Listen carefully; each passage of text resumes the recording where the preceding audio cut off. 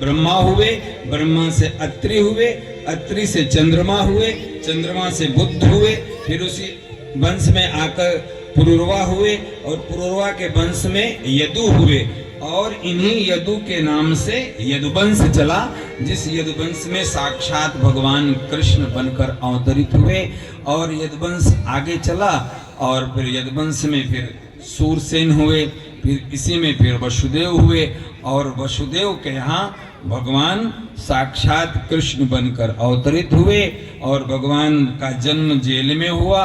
Jail से भगवान नंद बाबा के यहाँ चले गए, गोकुल में भगवान ने लीला की, फिर भगवान वहाँ से वृंदावन आ गए, फिर भगवान ने वृंदावन में लीला की, बहुत राक्षसों को मारा, फिर भगवान वहाँ से मथुरा आए, मथुरा से फिर जरासंध ने ऐसे भगवान को दौड़ाया, कालियवन ने ऐसे दौड़ाया कि भगवान रण छोड़ के भाग गए। कहाँ भाग गए? द्वारिका भाग गए और फिर द्वारिका में भगवान ने लीला की। प्रभु ने 125 वर्ष इस धराधाम पर लीला की, फिर भगवान अपनी लीला पूरी करके अपने धाम प्रस्थान कर गए। इति श्री भागवतम। भैया अब सब लोग अपने अपने घर जाओ, कथा हो गई पूरी। बोले महाराज काहे कल न्योता दिया था कि जन्म भी होगा, आपने तो कथा ही पूरी कर दी। मैंने नहीं, सुखदेव जी ने कथा पूरी कर दी। राजा परीक्षित के सामने सुखदेव जी ने पूरी कथा सुना दी। जो बात आपके मन में आ रही है वही बात परीक्षित के मन में आई। गुरु जी आपने और सब कथा तो विस्तार से सुनाई, पर जिस भगवान की कथा हम सुनने बैठे हैं उनको तो आपने धीरे से थोड़े में सुना दी। हाथ जोड़ के निवेदन किया, गुरुदेव आप मेरे कृष्ण की कथा का विस्तार करो, क्योंकि कृष्ण का संबंध हमारे पूर्वजों से है, हमारे दादा परदादा से है, इसलिए भगवान कृष्ण की कथा का विस्तार करो। परीक्षित के प्रश्न से सुखदेव जी महाराज भगवान की कथा का विस्तार करने लगे। परीक्षित से कहते हैं कि हे राजन, इस पृथ्वी पर कंस, चारों मुष्टिक, पूतना जैसे राक्षस राक्षसियों के कारण पाप बढ़ने लगा और पृथ्वी पाप से दुखी होकर देवताओं के पास गई और निवेदन किया कि हमारे ऊपर पाप बढ़ रहा है, आप हमारी रक्षा करो। देवताओं ने कहा कि इन दैत्यों से हम भी लड़ नहीं सकते, इसलिए सब मिलकर ब्रह्मा के पास गए। ब्रह्मा ने कहा देखो हम तो वृद्ध हो गए हैं और हमारा लड़ाई का काम तो है नहीं, इसलिए सब मिलकर भगवान के पास चलते हैं। भोलेनाथ भी साथ में थे। भोलेनाथ से पूछा कि इस समय भगवान कहाँ मिलेंगे? तो भोलेनाथ ने कहा कि भगवान तो भैया सब जगह हैं, जहाँ प्रेम से बुला लो वहीं आ जाएंगे। हरि व्यापक सर्वत्र समाना, प्रेम से प्रकट होई मैं जाना। आप प्रेम से यहाँ भी बुलाओगे तो यहाँ भी आ जाएंगे। सारे देवताओं ने प्रेम से भगवान को पुकारा है तो ब्रह्मा के हृदय में ये स्फुरणा हुई, आकाशवाणी हुई कि देवताओं, हे पृथ्वी माता आप चिंता मत करो, मैं वसुदेव के यहाँ अवतरित हो रहा हूँ। हे देवताओं तुम मेरी सेवा के लिए ब्रज में जाकर अपना कोई न कोई स्वरूप धारण करो, मैं वसुदेव के यहाँ उनका पुत्र बनकर आ रहा हूँ। सारे देवता बड़े प्रसन्न हो गए हैं और फिर प्रसन्न होकर वहां से प्रस्थान कर गए, किसी न किसी रूप में ब्रज में आ गए हैं। और यहाँ पर क्या हुआ, कंस ने अपनी बहन देवकी का विवाह वसुदेव से किया और वसुदेव को अपने रथ में बिठाया, देवकी मैया को रथ में बिठाया और वसुदेव के घर देवकी को छोड़ने जा रहा है। रास्ते में ही आकाशवाणी, हे कंस, जिस बहन को तो इतने लाड प्यार से लेकर जा रहा है उसी के 8वें पुत्र के द्वारा तेरी मृत्यु होगी, तेरी मृत्यु होगी और तेरी मृत्यु होगी। अब दुष्ट आदमी कब प्रसन्न हो जाए और कब नाराज हो जाए कुछ पता नहीं। अभी तो प्रसन्न था, अपनी बहन को स्वयं रथ हाँक कर ले जा रहा था वसुदेव के यहाँ छोड़ने। आकाशवाणी सुनते ही म्यान से तलवार निकाल ली। सोचने लगा कि इसी देवकी के गर्भ से मेरी मौत होने वाली है, तो ऐसा करते हैं देवकी को ही मार देते हैं। न रहेगा बांस और न बजेगी बांसुरी, देवकी नहीं रहेगी तो उसके गर्भ से मेरी मृत्यु कहां से पैदा होगी। सो उसने तलवार निकाल ली, देवकी को मारने ही वाला था। वसुदेव ने हाथ पकड़ा, राजन अगर आपने अपनी बहन को मार दिया तो आपका अपयश फैलेगा, और तुम राजा हो, राजा का अपयश अगर प्रजा में फैलता है तो वो राजा श्रेष्ठ नहीं होता। इसलिए, और रही बात देवकी के गर्भ से जो होने वाले पुत्र हैं, मैं आपको वचन देता हूं कि आप देवकी को छोड़ दो, कारागार में डाल दो, हमारे जो भी पुत्र होंगे हम आपको दे जाएंगे।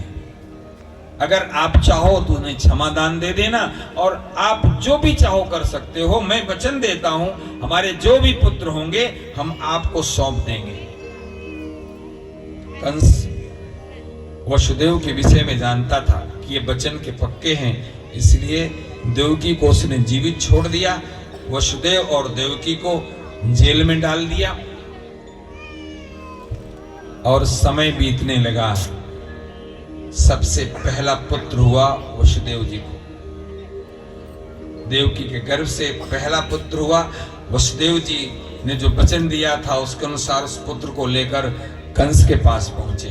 महाराज ये पहला पुत्र है।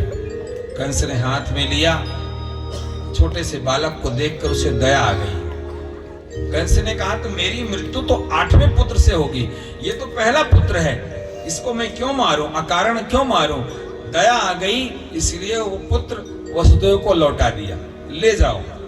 वसुदेव लेकर जा ही रहे थे, थोड़ी दूर गए होंगे, इतने में नारद जी का आगमन कंस के पास हुआ। और नारद जी ने कहा कि कंस तू इतनी बड़ी भूल क्यों कर रहा है, तूने उस बालक को क्यों छोड़ दिया। बोले महाराज मेरी मृत्यु तो 8वें पुत्र से होनी है, वो तो पहला पुत्र है। नारद ने कहा कि पागल, तू जानता है विष्णु बहुत छलिया है, आकाशवाणी 8वें की होगी, हो सकता पहले पे आ जाए। और फिर नारद जी के पास एक फूल था, और फूल को दिखाया, कमल के फूल को, और उसने कहा, नारद जी ने कहा कि कंस तू ये बता इस फूल में पहली पंखुड़ी कौन सी है और 8वीं कौन सी है। तो कंस ने हाथ रखा, बोले गुरुदेव ये पहली है, और फिर आगे गिनती करते बोले ये 8वीं है। फिर नारद जी ने कहा अगर इस पंखुड़ी के बाद दूसरी पंखुड़ी पे हाथ रख के गिनेगा तो फिर, बोले महाराज पहली वाली 8वीं हो जाएगी। नारद ने कहा कि तू विष्णु छलिया के विषय में नहीं जानता है। नारद की बात सुन के भैया और कंस के तो कान खड़े हो गए। बोले गुरुदेव आप भले पधारे, अपने देव सैनिकों को भेजा है और बालक छीन कर लाए, और फिर उसी कंस ने उस बालक को उठाया है और पत्थर पर पटक दिया और वो बालक मर गया। ऐसे ही 6 पुत्रों को मार दिया। 7वें पुत्र साक्षात शेषनाग बलराम जी देवकी मैया के गर्भ में आ गए। अब भगवान ने सोचा कि ऐसा ना हो कि बलराम को भी ये जो 7वां गर्भ है उसके साथ भी कंस कुछ न करे, इसलिए भगवान ने योग माया को आदेश दिया कि देवी तुम देवकी के गर्भ से जो बालक है उसको अपनी माया से आकर्षित करो, खींचो और उसको रोहिणी के गर्भ में स्थापित कर दो। जो वसुदेव की दूसरी पत्नी है रोहिणी के गर्भ में स्थापित करो।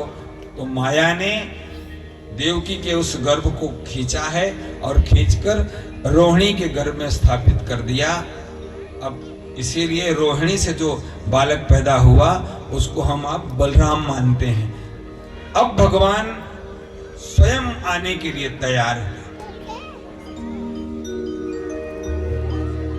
सावन का महीना बीत गया, भादों की प्रतिपदा आई। धीरे धीरे द्वितीया, तृतीया, चतुर्थी, सप्तमी आ गई। सप्तमी के रात्रि के 11 बजे, मध्यकाल 12 बजे रोहिणी नक्षत्र आया। वसुदेव और देव की कैद में बंद हैं और देखते ही देखते देव की मैया के सामने एक दिव्य ज्योति प्रकट हुई।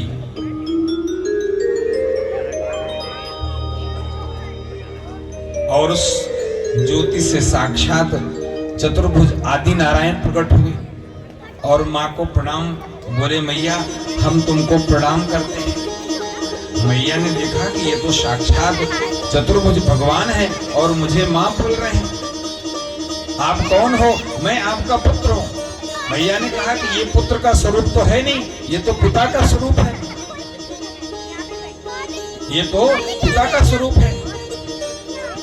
हम तो आपको पुत्र के रूप में मांगते हैं, आप पिता बनकर आ गए। माँ की बात मानकर भगवान ने कहा कि मैया मैं ये स्वरूप इसलिए लेकर आया हूँ, तुमसे सावधान कर रहा हूँ कि अभी तो मेरे पास अस्त्र शस्त्र हैं, मैं तुम्हारी भी रक्षा कर सकता हूँ, स्वयं कर सकता हूँ, लेकिन जब मैं बालक बनूंगा ना तो मेरे पास अस्त्र शस्त्र नहीं होगा। इसलिए माँ आपको मेरी रक्षा करनी पड़ेगी। मैं छोटा सा बालक बनूंगा और मैं आपको आदेश दे रहा हूं कि मुझे आप यहां से ले जाकर नंद बाबा के घर रख देना।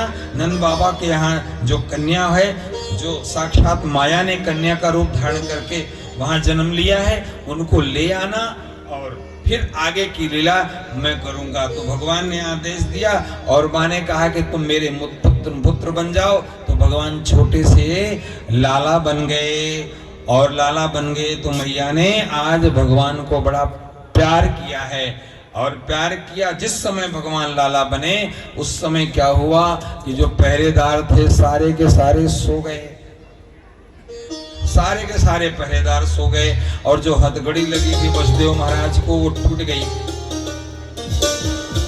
और भगवान ने जो आदेश किया था, वसुदेव ने एक टोपली में भगवान को लिया है, सिर पर रखा है और यहाँ से अर्धरात्रि को घनघोर वर्षा हो रही है,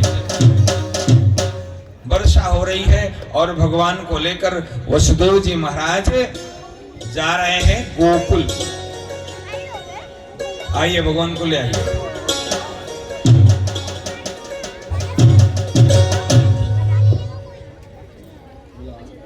अब गोकुल में नंद बाबा पहुंचे और नंद बाबा ने देखा कि यशोदा मैया के बगल में कोई कन्या सो रही है।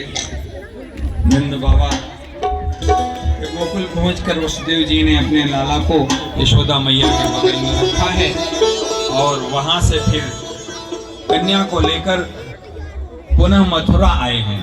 और ज्यों ही जेल में पहुंचे हैं, माया का प्रभाव ऐसा, जेल के दरवाजे बंद हो गए, हथकड़ी फिर से लग गई, पहरेदार जग गए और दौड़े हैं पहरेदार कंस के पास। राजन, 8वां गर्भ आ गया इस पृथ्वी पर, आपकी मृत्यु करने वाला 8वां गर्भ अवतरित हो गया।